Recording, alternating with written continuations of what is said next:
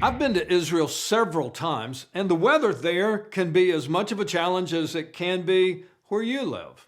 And one morning, some years back, while I was staying along the eastern shore of the Sea of Galilee, I woke up to a raging windstorm. Now, when we had gone to bed the night before, everything was calm, but that morning, oh my! The wind was blowing so hard the trees were swaying back and forth. It felt a little like a hurricane, although the sun was shining and it wasn't raining. I thought, boy, this is going to be a long day. But when my group of travelers and I took the short ride up to the top of the Golan Heights, the wind there was nothing more than a gentle breeze. Now, on the beach below us, we could still see the trees moving because of the wind. We knew the wind was howling there, but up on the plateau, it was a nice spring morning. It was a beautiful day. Hey, you know what I did not do on that particular morning while we were still near the water on the beach? I did not command the wind to stop. I did not tell the weather what to do. Who would even try such a thing? Well, as you know, Jesus did exactly that. Today's passage is one of the most famous you will ever read about in the life of Jesus. He told his disciples he wanted to get in a boat and travel to the opposite side of the lake. They call it the other side. Jesus spent most of his time around the northern shoreline and the northwestern corner of the Sea of Galilee. That other side of the lake, that's the eastern side. It's near the place where the wind nearly blew me away a few years ago. The shoreline, that shoreline will come into play in our next passage in Mark chapter 5.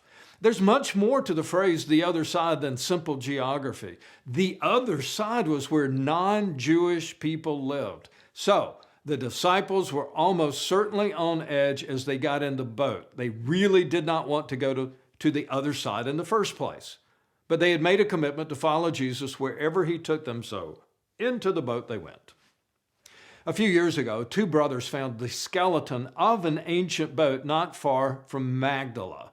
A drought had caused the water of the Sea of Galilee to recede significantly, and they found the fragile wood of this boat in the mud. Since then, the boat has been carefully removed, restored, and is on display in a museum. Now, it's a little difficult to picture what the boat must have been like in its original form, but it's clear that it wasn't all that big. It was also low to the water, so fishermen could bring their nets in easily as they fished.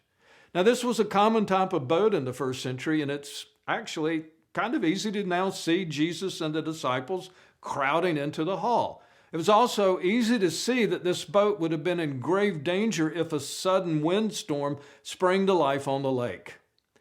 The Sea of Galilee sounds like a big body of water. We usually think of a sea as something like an ocean, but this sea is just a freshwater lake. It's about 13 miles long, and at its widest point, only about 7 miles across. The lake sits in a bowl well below sea level. This creates an environment where dangerous winds can drop down into the bowl and create havoc on the water. Today, it's not uncommon for swimmers on flotation devices to get blown out to the deep waters of the lake or even to drown. It's obviously a very dangerous situation. Apparently, something like this happened when Jesus and his disciples were trying to get to the other side of the lake. Remember, they're already nervous about this trip because of the destination. Now the lake acts as if it wants to attack them, and they're fighting for their lives. Jesus, in the meantime, was asleep. Apparently, he was exhausted. And when he was shaken from his sleep, Jesus appeared to be more than a little upset. He cried out, "Quiet! Be still!" And like a child obeying a parent, the wind died down. There was complete calm on the water, even though there was something close to panic inside that boat. Mark says the disciples only had one question: who is this? Now, clearly, the disciples had known Jesus as a friend and as a beloved rabbi, but now they were getting a glimpse of who he really was. For only the creator of the wind can control the wind. From time to time, it's good to remember who Jesus is. As one of the Proverbs puts it, it's the fear of the Lord that is the beginning of wisdom. Jesus is indeed a beloved rabbi. His teachings are still making an impact around the world. I hope they've made an impact on your life. Jesus is also a friend. He loves us. He died for us. As the disciples might have put it, Jesus likes hanging out with us. But we must never forget that Jesus also claimed to be what God looks like when God comes to earth. He claimed to be one with the Father.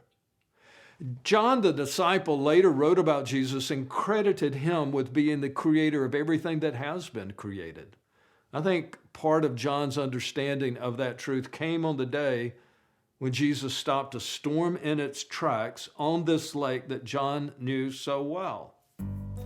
And according to Revelation, the world will one day stand in judgment before Jesus. As Paul put it, every knee will bow, every tongue confess that Jesus Christ is Lord. So, on this day, today, we should do what the disciples in that boat did. Let us be followers who bow before Him now, who worship Him now. Let us be a people who confess Jesus as Lord now.